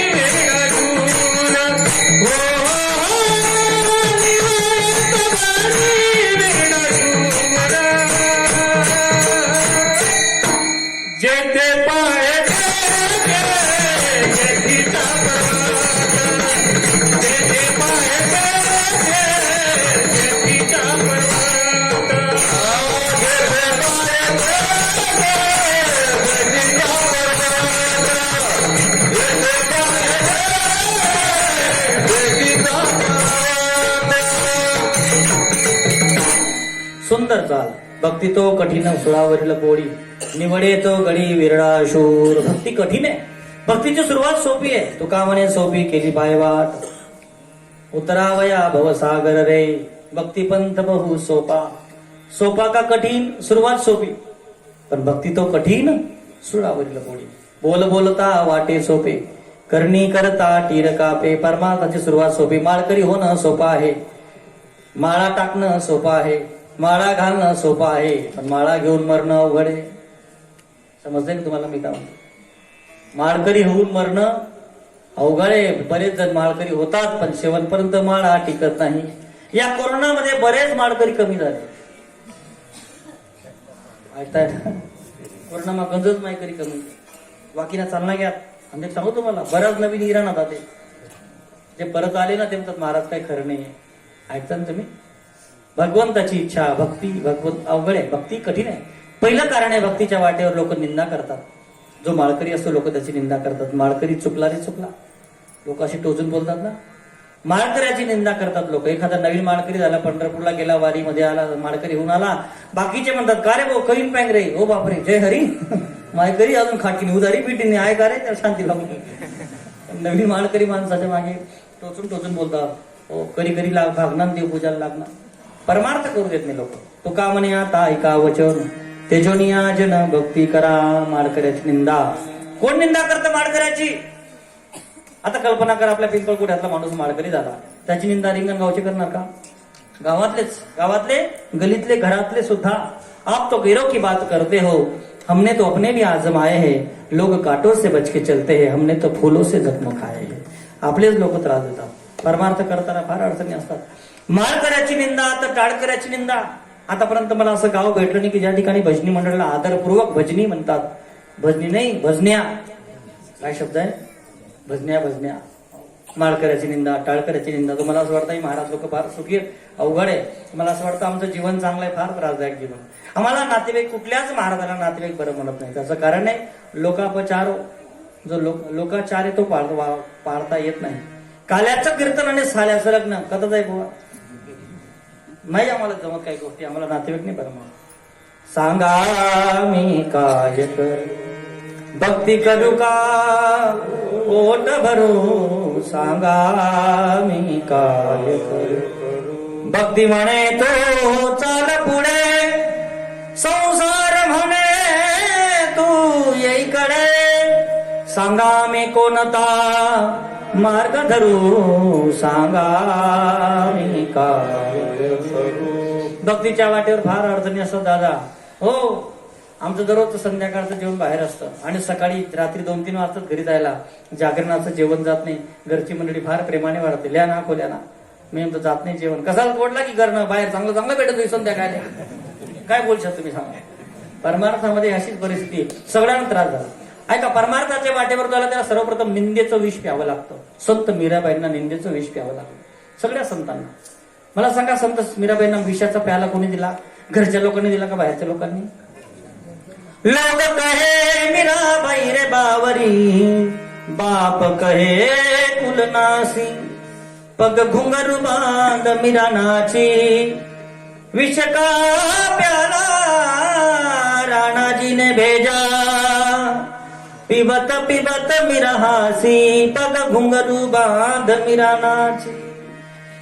जगद्गुरु तुकोबरांना त्रास दिला, देहूच्या लोकांनी ज्ञानोबरांना मधुकरी वाढली नाही, आळंदीच्या लोकांनी संत एकनाथ महाराजांना त्रास दिला, पैठणच्या लोकांनी संतांना त्रास झालाय. त्रास होतो, पण ज्याच्यातून सुद्धा जो मार्ग काढत पुढे जातो, जो सावध राहतो त्याच्यापासून तो परमार्थाच्या शेवटच्या परिस्थितीपर्यंत, शेवटच्या अवस्थेपर्यंत पोहोचतो. महाराज म्हटले, माझ्या जीवनामध्ये ही योग आला. कोपला पाटील गावीचे हिलो. अजून नाही का, परमार्थ आणि संसार यांची उठाठेव अशी आहे, ज्याचा परमार्थ चांगला आहे त्याचा संसार उघडा पडतो, आणि ज्याचा संसार चांगला आहे त्याचा परमार्थ उघडा पडतो. तुकाराम महाराजांच्या जीवनातला परमार्थ, तुकिता तुलनेसी ब्रह्म तुकासिया, मनोनिरामेश्वरी चरणी मस्तक ठेविले आरती. तुकाराम स्वामी सद्गुरु.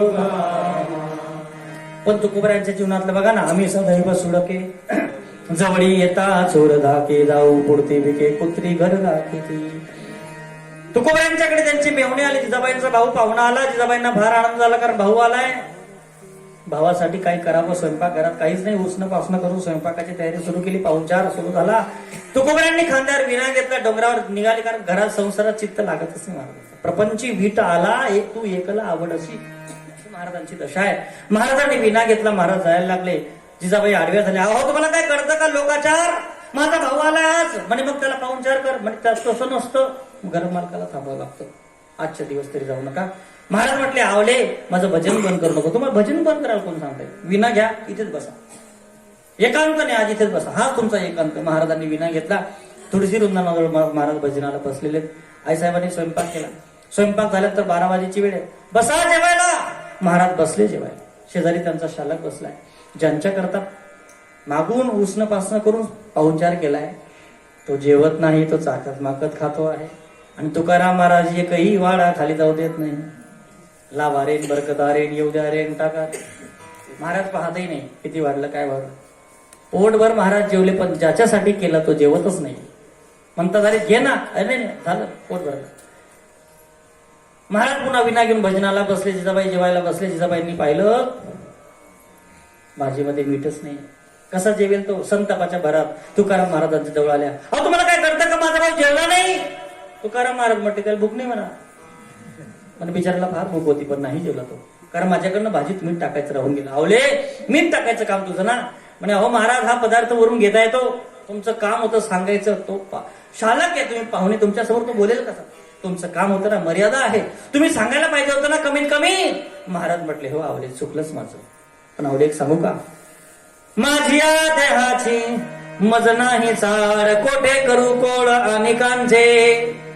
आवले, काय खातो मी कास या सांगाते, कैसे हे लागते नेनो मुखे. रस ना येरा रसा विटे. आवले, खरं सांगू का? माझ्या जीवेला फक्त एकच रस समजतो, तो म्हणजे भक्तिरस. विटे ऐसे सुख नो हे भक्तिरस, पुढता पुढती आस सेवा विहे. असा परमार्थ महाराजांचा आहे. महाराज म्हटले, मी संसारातून सावध झालो, सावध झालो संसारातून, सावध झालो परमार्थातून, सावध झालो, सावध झालो हरीच्या आलो जागरणा. हरीच्या जागरणामध्ये म्हणजे नेमके कुठे आलात महाराज? अभंगाच्या दुसऱ्या चरणात म्हणतात,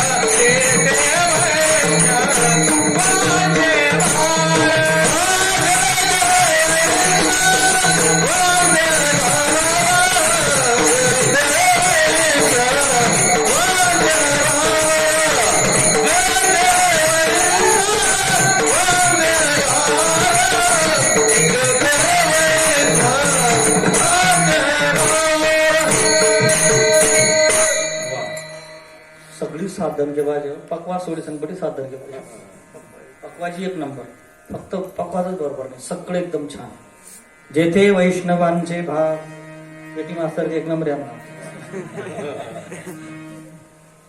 पेटी मास्तर तर असं वैशिष्ट्य आज आमचा ड्रायव्हर आहे ज्ञानदेव विद्यार्थी पण गायन पण करतो मस्त आज त्यांनी गंमत अशी त्या मनकडे पूर बारीक द्या मी म्हणायला लागलो का लगेच त्याला बाता जेथे वैष्णवांचे भाग जय जयकार गर्जत असे भगवंताच्या नामाचा जय जयकार करत होते संत आज काय सुंदर की पिंपळ कोटेकर उद्या काय आहे एकादशी आणि आज काय मग दशमीची सुरुवात एकादशीची सुरुवात दशमीपासून होते दशमी व्रताचा आरंभ दिंडी कीर्तन समारंभ म्हणजे दशमीला कीर्तन करावं दिंडी करावी त्याला दशमी दिंडी म्हणतात दशमी दिंडी कीर्तन काय सुंदर योगी महादेवांची यात्रा आहे दशमी व्रताचा आरंभ दिंडी कीर्तन समारंभ जेथे वैष्णवांचे भार जय जयकार गर्जत असे सर्वांनी त्या भगवंताचं नामचिंतन मुखाने नाम हाताने टाळे विठोबा रखुमाई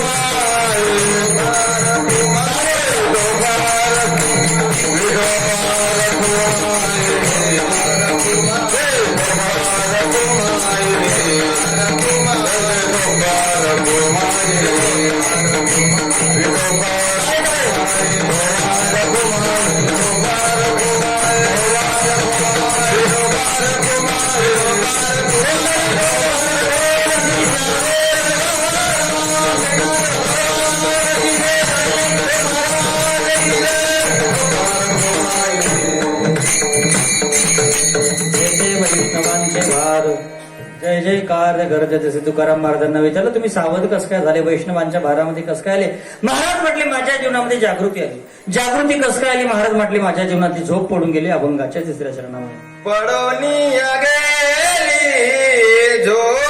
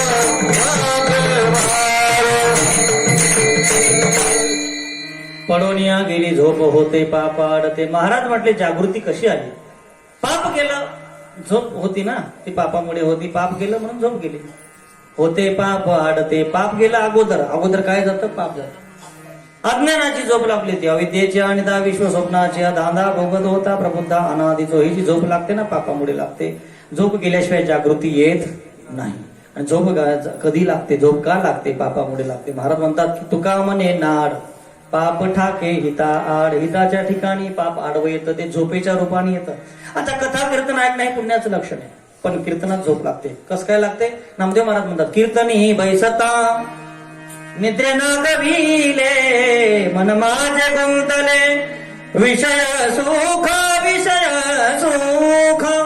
अमृताहुनी गोड नाम तुझे देवा नाम तुझे देवा.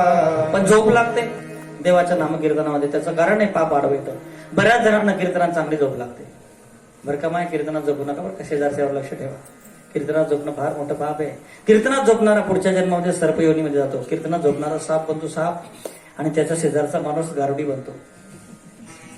म्हणून शेजारच्यावर लक्ष ठेवा. बऱ्याच ठिकाणी कीर्तनामध्ये माणसांपेक्षा प्राण्यांना जास्त झोप लागते. आणि आता उन्हाळ्याचे दिवस सुरू झाले.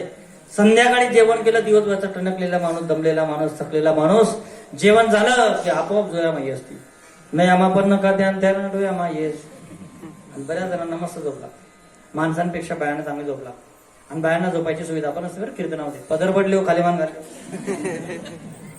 शेजारच्या बाईचं लक्ष गेलं की तिथे धक्का मारत. अबे जपू नको ती म्हणे तुझं धक मी डोळ्याला संकीर्तन नाही केलं. प्रसन्न मुद्रेने कीर्तनाला बसा. ऐका ना महाराज म्हटले झोप गेली पडवणिया गेली झोप होते पापाळ ते तुका म्हणता या ठाया तुका म्हणता या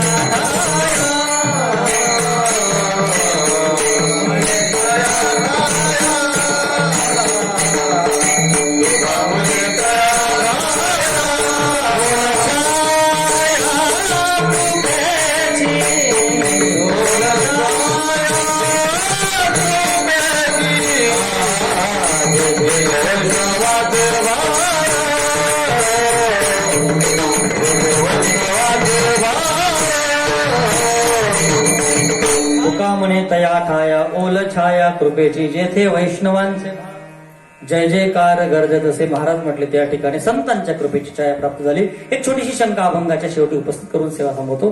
10 मिनिटात कीर्तन थांबवतो. ऐका संसारातून सावध झाल्याशिवाय जीवनामध्ये जागृती येत नाही असं म्हणतात ना. सावध झालो संसारातून सावध होणं म्हणजे संसार सोडायचा आहे का. कारण महाराजांची प्रमाण तशी पण आहे. सोडिला संसार माया तयावरी संसाराच्या नावे घालवण्या शून्य. संसार सोडायचा का महाराज. ऐका संसार सोडायचा म्हटलं मग चालेल कसं काय. संसार सोडायचा कुठल्या संतांनी सांगितलेलं नाही. संसारात राहायचं आहे. कसं राहायचं आहे राहण्याची पद्धत आहे. हेची थोर भक्ती आवडते देवा संकल्पावी माया संसाराची माया संकल्पित करा. ही जी माया आहे ना वैष्णवतो जया अवघी देवावरी माया. संसारावरची माया काढायची माया देवाकडे लावायची. राहायचं संसारामध्ये. कसं राहावं असावे नसावे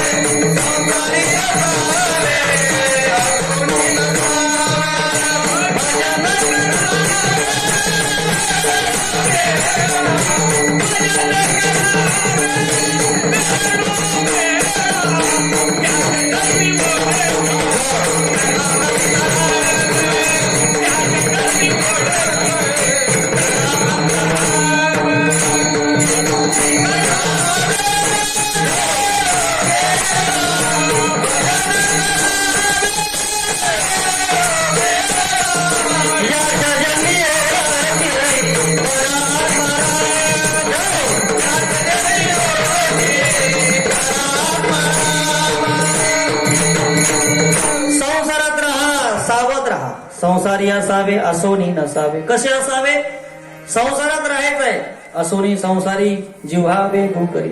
संसार सोडायचा नाही. परमात्मा कुठे आहे. संसार सोडायचा नाही तो सर्व ठिकाणी आहे. फक्त जिथे विश्वास आहे तिथे देव आहे. देवाला प्राप्त करण्याकरता संसार सोडायची गरज नाही. संसारात राहा पण विश्वास तो करी स्वामीवरी सकता. कबीर साहेब म्हणतात मोको कहा ढूंढे रे बंदे मैं तो तेरे पास में ना मंदिर में ना मस्जिद में ना काशी कैलाश में ना मैं जप में ना मैं तप में ना व्रत उपवास में खोजी हो तुरंत मिल जाऊं एक पल की तलाश में कहत कबीरा सुन भाई साधु मैं तो हूँ विश्वास में. जिथे विश्वास आहे तिथे परमात्मा प्रगट येतो. संसारी असू द्या किंवा संन्यासी असू द्या. विश्वास जिथे आहे तिथे देव आहे. जिथे विश्वास आहे. हो रामायणाची सुरुवात आहे. पहिला श्लोक रामायणाचा तुलसी महाराज वर्णन करतात. भवानी शंकर वंदे श्रद्धा विश्वास रूपिनो. भगवान महादेव विश्वास आहे आणि माता पार्वती म्हणजे श्रद्धा. महादेव आणि पार्वतीचं लग्न झाल्यानंतर महादेव पार्वतींना 2 मुलं झाले, बरोबर आहे ना? कोण कोण? गणपती बाप्पा पहिले आहे चिरंजीव कार्तिक स्वामी आणि 2 नंबर पार्वती माता म्हणजे श्रद्धा आणि महादेव म्हणजे विश्वास. श्रद्धा विश्वास एकत्र आल्यानंतर पुरुषार्थ म्हणजे कार्तिक स्वामी आणि विवेक म्हणजे गणपती बाप्पा जन्माला येतो. ज्याच्या जीवनामध्ये श्रद्धा विश्वास आहे त्याच्या जीवनामध्ये पुरुषार्थ आहे, त्याच्या जीवनामध्ये विवेक आहे, सत्सद बुद्धी आहे, विश्वास असेल तर परमात्मा सर्व ठिकाणी. परमात्मा सर्व ठिकाणी आहे. अल्लाह तू ही रे, मौला तू ही रे. परमात्मा सर्व ठिकाणी आहे. शब्दांचा भेद आहे, तो व्यापक आहे, तो सर्वांमध्ये विराजमान आहे. पण जिथे विश्वास आहे तिथे परमात्मा प्रगट आहे. मला सांगा, खंबामध्ये भगवान असतो का? या खांब्यात भगवान आहे? नरसिंह बसे प्रति खंबन में पर काढन को प्रल्हाद कहा. प्रल्हाद असल्याशिवाय खांब्यात देव निघणार का? प्रल्हादाचा विश्वास खंबितो. नरहरी प्रगटले. विश्वास जिथे आहे तिथे परमात्मा आहे. विश्वास असल्याशिवाय भक्ती सुरू होत.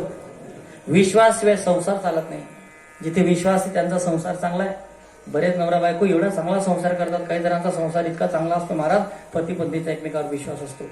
आणि काही ठिकाणी अजिबात विश्वास नसतो, म्हणून संसार सुद्धा नीट चालत. एका बाईचा नवऱ्यावर विश्वासच नाही.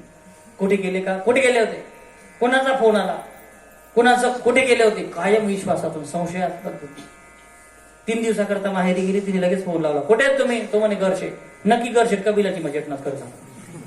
तो म्हणे घरशे. ती म्हणे मला खरं नाही पटलं. एक काम करा, ते घरमाना मिक्सर चालू करा. ते मिक्सर चालू केलं. मोबाईलमध्ये जोरात आवाज येऊन गेला. तिला खात्री पडून गेली घरी. अजून सकाळी फोन, कुठे तुम्ही? म्हणे घर आहे. नक्की?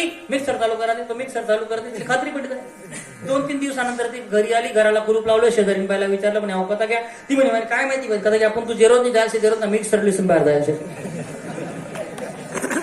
मिक्सर बी संगीली झाले. बाईने डोकं काम करे. माहिती रोज आहे ना कथा मिक्सर चालू करते. काय का ना विनोद भावतेला ठेवा. जिथे विश्वास आहे तिथे त्या ठिकाणी परमात्मा प्रगट आहे. विश्वास असला पाहिजे. महाराज म्हटले संसारात राहा, संसार सोडायचा. पण कसं राहायचं? हा सोनी हा सुंदर प्रमाण दिलं. कसं राहायचं? संसारात राहण्याच्या पद्धती सांगतो. पहिली पद्धत आहे संसारात मध्ये कसं राहावं. कबीर साहेबांचं उदाहरण सांगतो पुन्हा.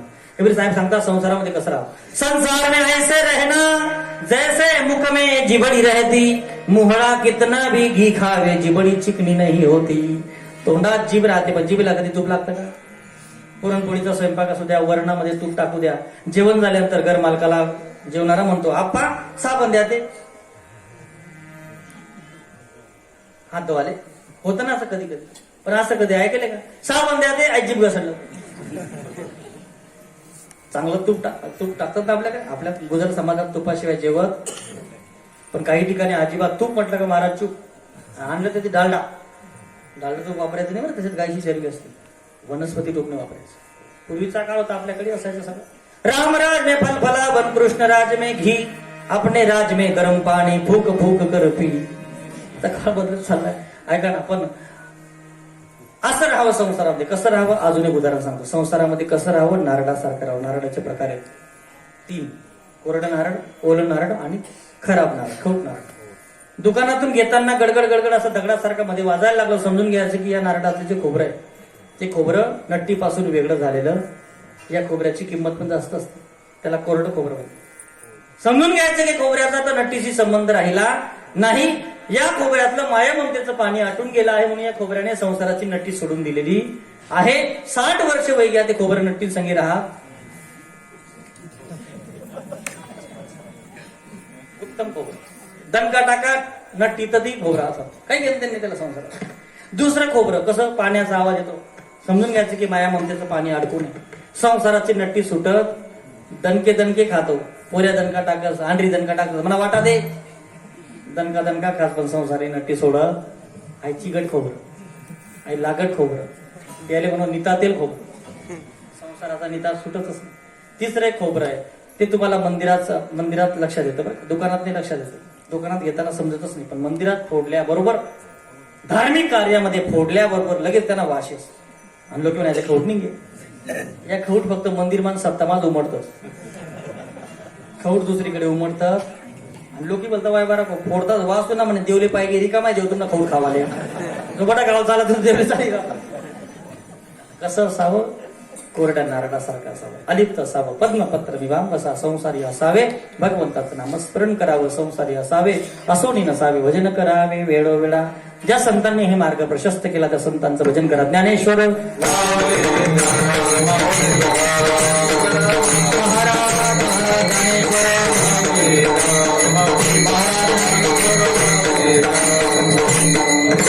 यथामध्ये यथावकाशाभंगाचं चिंतन मांडण्याचा प्रयत्न केलाय. यथामध्ये यथावकाशाभंगाचं चिंतन मांडण्याचा प्रयत्न केलाय. आदरणीय श्रोते सज्जना बाल वृद्ध माता भगिनीचा बाल कीर्तनकार भानुदास आणि आषाढी हे सुंदर या ठिकाणी गौरव म्हणतील. जातात सर्वांना एक सांगणं आहे, कीर्तनातून चांगलं घेऊन जा, वाईट टाकून जा, चांगले विचार घरी घेऊन जा, वाईट विचार टाकून जा, नवे विचार घरी घेऊन जा, जुने विचार टाकून जा, नव्या गोष्टी घरी घेऊन जा, जुन्या गोष्टी टाकून जा, नव्या चपला घरी घेऊन जा, जुन्या चपला असं नका. बरोबर, प्रत्येकाने ऐका, विनोद बाजूला ठेवा. प्रत्येकाने दारात गाय ठेवा, घरात माय ठेवा आणि दिवसातून एकदा तरी मंदिरामध्ये पाय ठेवा. जीवनाचा उद्धार झाल्याशिवाय राहणार नाही. आनंद वाटला. सर्वांचे हार्दिक आभार. पंचांग ज्योतिषच्या माध्यमातून एक सूत्र मी सांगत असतो महिला म्हणून, तुमच्या घरात दुःख सांगतो मी. काबाड कष्ट करून घरात पैसा टिकत नाही. बऱ्याच घरामध्ये काबाड कष्ट करून घरात पैसा येतो पण टिकत नाही. बऱ्याच घरामध्ये पैसा खूप आहे पण दवाखाना संपत. बऱ्याच घरामध्ये अपघातामध्ये किंवा अकाल मृत्यूमध्ये पीडितला एक माणूस मरतो. अनेक प्रकारचं दुःख आहे, त्याला दोष म्हणतात. ऐका ना, एक प्रकारचा दोष नाही. तुम्ही ज्या घरात राहतात त्याला वास्तू म्हणतात. वास्तू चुकली की त्याला ग्रहदोष म्हणतात, गृहदोष म्हणतात. आकाशातले ज्यावेळेस आपण जन्माला आलो, पूर्व क्षितिजावर जी रास असते, 12 राशी 9 ग्रह. सूर्य ज्या राशीमध्ये असतो तिथे आपलं लग्न असतं. चंद्र ज्या राशीमध्ये असतो त्याला आपल्या त्या मनाची कारक देवता चंद्र आहे. ग्रहांचा दोष वेगळा, गृहदोष वेगळा, कुलदोष वेगळा. तुम्ही ज्या कुलात जन्माला आले त्या कुलाची एक देवता असते. त्या कुलदेवतेची उपासना पूर्वजांनी केलेली असते. आपल्याकडनं ती चुकलेली असते किंवा आपल्या पूर्वजांनी केलेले नवस फेडायचे राहून गेलेले असतात. त्याच्यामुळे कुलदेवतेचा मारा, घराची प्रगती होत नाही. कुलदोष वेगळा, ग्रहदोष वेगळा, गृहदोष वेगळा, पितृदोष वेगळा. अनेक प्रकारचे दोष आहेत. अनेक दुःखे सांगो किती सकल संसाराची स्थिती. याच्याकरता काय करावं महाराज? नारायण नागबली करायला सांगतात पितृदोषासाठी ब्राह्मण. काय करायची गरज नाही. भागवत कथा जर दारात केली, एखाद्या घरात कोणी मेला असेल, 11 महिन्याच्या आत जर केली तर त्याच्या सद्गतीसाठी ते कामात येतं. 11व्या महिन्यात शेवटचे श्राद्ध घेऊन त्याची मुक्ती होते. त्याचा त्रास कसला होणार आहे? किंबहुना एक उपासना मी तुम्हाला सांगत होतो, महिला मंडळ नक्की कराल तर तुम्हाला पुढच्या वर्षाच्या या यात्रेच्या अगोदर तुम्हाला अनुभव येईल. अनुभव घ्या. परमार्थ सांगण्याचा, शिकवण्याचा विषय नाही आहे. परमार्थ उपासना अनुभवण्याचा विषय आहे. तुम्ही अनुभव घ्या. पुढच्या वर्षापर्यंत तुम्हाला अनुभव दिसेल. पण उपासना करा. ज्या घरामध्ये उपासना असते त्या घरात कुठलाच दोष काम करत नाही, त्या घरात कुठलाच दोष लागू पडत नाही. पण ज्या घरात उपासना असेल, आणि उपासना कोणी करायची ऐका माय, ज्या घरातली माऊली तुमची संख्या असते महिला मंडळ, ज्या घरातली महिला, ज्या घरातली स्त्री उपासना प्रधान असते त्या घरामध्ये पैसा कमी पडत नाही, त्या घरात सुख शांती नांदते. म्हणून उपासना करा ना. मराठ्यांच्या स्त्रिया पुढे होत्या, जिजाऊ होत्या म्हणून शिवबा झाले. ऐका ना, म्हणून उपासना करा. काय उपासना करायची तुम्हाला सांगून जातो. तुलसी उपासना. पहाटे लवकर उठाव माय. घराच्या बाईलाच गृहलक्ष्मी म्हणतात. ज्या घराची गृहिणी, गृहलक्ष्मी, घरमालकीन घरमालकाच्या अगोदर उठते, पहाटे घरमालकाच्या अगोदर उठते आणि रात्री घरमालकाच्या नंतर झोपते. घराचा दरवाजा घरमालकीन उघडते ज्या घराचा, त्या घरात पैसा कमी पडत नाही. बरं का माय, पहाटे लवकर उठा. पण बऱ्याच घरामध्ये दादा उलट असतं. घरमालकींनी पाहिजे उठत, बोंब्या पहिले उठत, बोंब्या पाणी गरम करले, आंग धुईलेस, चहा पिलेस, मग तिने उठाळ, उठा उठा साधू माय. पहाटे उठा, घर मालकाच्या अगोदर उठा. काय करायचं उठून? तुम्हाला उपासना सांगून झोपायचा. तुळशी उपासना करायची. पहाटे लवकर उठायचं. तुळशी असं तुमच्या दारात, ती वेगळी छोटी वेगळी लावा अजून. आणि दारामध्ये, घरामध्ये तुळशी विराजमान करायची. सकाळी पहाटे पाणी टाकायचं, दिवा लावायचा आणि माता तुळशीला आसनावर विराजमान करायचं. एक स्टूल ठेवायचा, त्याच्यावर विराजमान करायचं, माता तुळशीची पूजा करायची आणि पहाटे तुळशीला प्रदक्षिणा करायच्या. 21, 51, 101. आणि प्रत्येक प्रदक्षिणेमध्ये भगवंताचा नामाचा उच्चार करायचा. भगवंताच्या नामाचं, तुम्हाला जे नाव आवडत असेल, देवाचे 1000 नाव आहे. तुम्हाला जो मंत्र, गुरुमंत्र कोणी माळगा घेतले असेल, रामकृष्ण हरी आहे, 16 अक्षरी, 12 अक्षरी, 6 अक्षरी, 9 अक्षरी मंत्र आहेत. जगद्गुरु तुकोबरांनी 6, ऐका, तुकोबरांनी सोपा मंत्र सांगितलाय गाथ्यातला. कारण या कलियुगामध्ये 3 प्रकारचे ताप आहेत, 3 प्रकारचे गुण आहेत, 3 प्रकारचे दोष आहेत, कायिक, वाचिक, मानसिक. 3 दोषांना निवारण करणारा मंत्र विठ्ठल, अक्षर 3. तुका म्हणे जपा मंत्र 3 अक्षरी सोपा. विठ्ठल विठ्ठल मंत्र सोपा करी पापा निर्भूल. माणसं दुःख भोगतात पापामुळे. आजाराचं दुःख कुणामुळे आलं? तुका म्हणे पापे येती रोगाची या. विठ्ठल नाम जप करा. वर्षातून 12 लाख नामजप तुलसी प्रदक्षिणा करताना झाला पाहिजे. ज्या घरात झाला त्या घराचे दोष आपोआप दूर होतात. तुलसी उपासना करा. अनुभव घ्या. पंचयज्ञ करायचा. मुंग्यांना साखर टाकायची, चिमण्यांना दाणे टाकायचे, कुत्र्याला भाकर टाकायची आणि सर्वात पहिला गोग्रास गायसाठी काढायचा. गोमाता गायसाठी गोग्रास काढायचा. देवाला नैवेद्य दाखवायचा. देवाला नैवेद्य दाखवायचा. तर नैवेद्याची भाकर आपल्या भाकरीमध्ये मिसळून घरच्या लोकांना वाढायची, कारण देवाचा प्रसाद होतो तो. घरच्या माणसांची बुद्धी अन्न खाऊन बदलते. जैसा होय अन्न वैसा होय मन. म्हणून उपासना करा. पंचयज्ञ, त्याला जीवयज्ञ भागवतामध्ये म्हटलेलं आहे. जीवयज्ञ करा, उपासना करा, अनुभव घ्या. किंबहुना भागवतामध्ये 18,000 श्लोक आहेत, 335 अध्याय, 12 स्कंद. भागवतातला मंत्र आहे. अनेक मंत्र आहेत, पण पूज्य डोंगरेजी बापू सांगायचे भागवतातला एक मंत्र सिद्ध आहे. अकाम सर्व कामोवा मोक्ष काम उदार देही तीव्रेन भक्ती योगेन यजेत पुरुषम परम. भागवतातला हा क्लेशनाशक, भागवतातला हा संकल्प सिद्धी करणारा मंत्र आहे.